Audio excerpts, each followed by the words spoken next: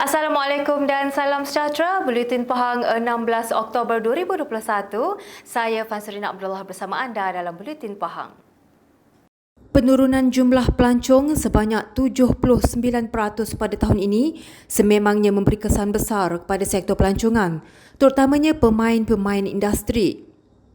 Pengerus Sejawatan Kuasa Pelancongan, Kebudayaan, Alam Sekitar, Perladangan dan Komoditi Negeri Pahang Yang Berhormat Datuk Seri Haji Muhammad Syakar Haji Syamsuddin berkata, situasi ini bagaimanapun berubah secara mendadak dengan kedatangan jumlah pelancong yang memberangsangkan selepas kebenaran rentas negeri diumumkan bermula Isnin lalu. Katanya pada tahun 2019, Pahang menerima seramai 15 juta pelancong, manakala pada tahun 2020, seramai 7 juta pelancong berkunjung ke negeri ini, melibatkan perbelanjaan sebanyak 2 bilion ringgit. Namun pada tahun ini hanya 486,000 pelancong dicatatkan bagi tempoh Januari hingga Mac, mengakibatkan kerugian hampir 7 bilion ringgit sepanjang PKP akibat pandemik COVID-19 bermula Mac 2019.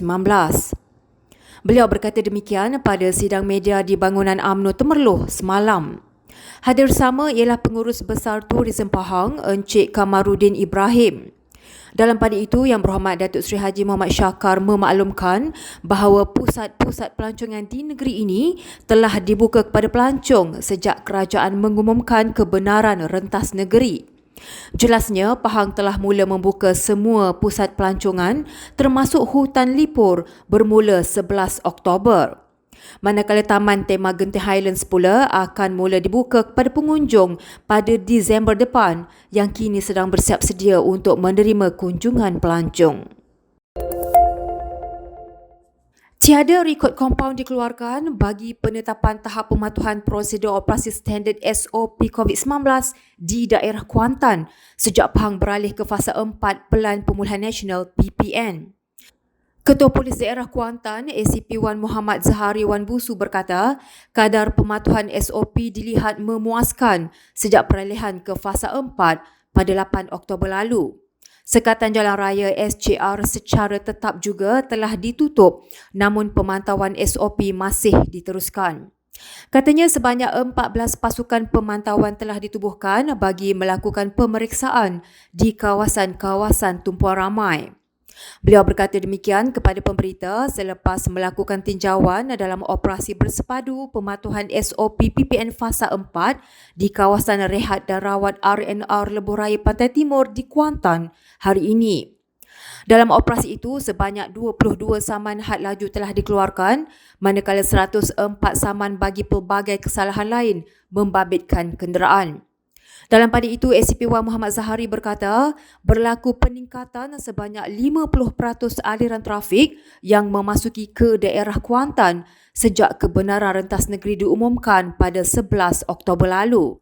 Katanya bagi memastikan pematuhan SOP terbabit, beberapa pegawai dan anggota telah ditempatkan di pintu masuk ke daerah Kuantan yang akan melakukan pemeriksaan secara rawak maklumat aplikasi MySejahtera bagi memastikan individu yang memenuhi syarat sahaja dibenarkan masuk ke daerah Kuantan. Beliau berkata sekiranya terdapat pemandu atau penumpang yang belum lengkap divaksin, mereka akan diarahkan untuk berpatah balik. Selain itu, katanya pasukan pemantau juga akan turut melakukan pemeriksaan di kawasan tumpuan ramai seperti tempat pelancongan, riadah dan premis perniagaan bagi memastikan tiada pelanggaran SOP berlaku. Bantuan Prihatin Pahang yang diteruskan ke daerah Cameron Highlands nyata memberi kelegaan kepada semua penerima. Bagi pengusaha kantin SJKC Bertam Valley, Chong Ahmoy, 65 tahun, bantuan yang diberikan sedikit sebanyak membantu mereka untuk memulakan kehidupan selepas 2 tahun tidak dapat bekerja dengan baik. Terima kasih Menteri Besar kerana bagi bantuan.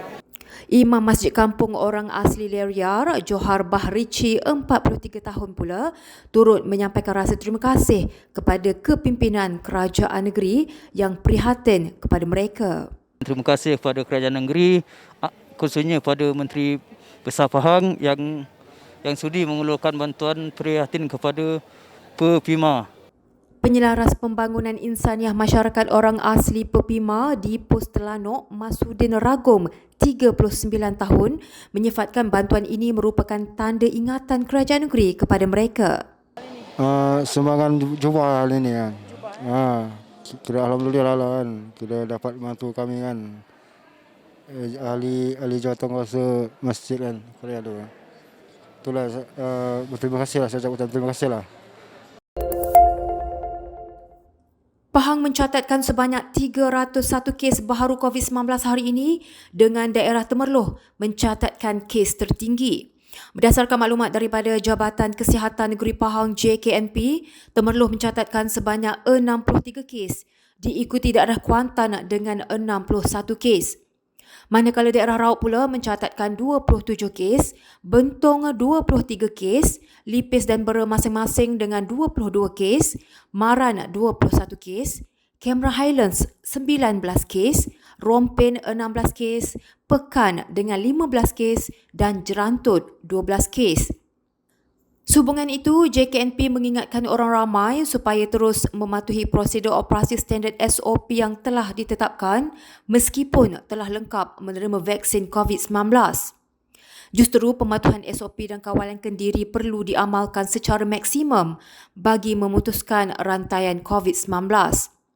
Sentiasalah mengamalkan kawalan kendiri dengan memakai pelitup muka secara betul, menjaga jarak fizikal 1 meter, kerap membasuh tangan dengan sabun dan air atau gunakan cecair pembasmi kuman dan segeralah ke klinik kesihatan berhampiran sekiranya anda bergejala.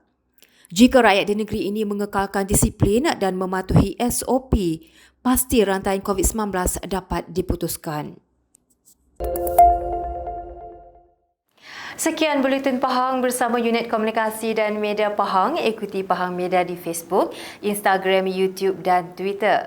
Teruskan bersama Buletin Pahang bagi mendapatkan maklumat terkini di negeri Pahang. Assalamualaikum.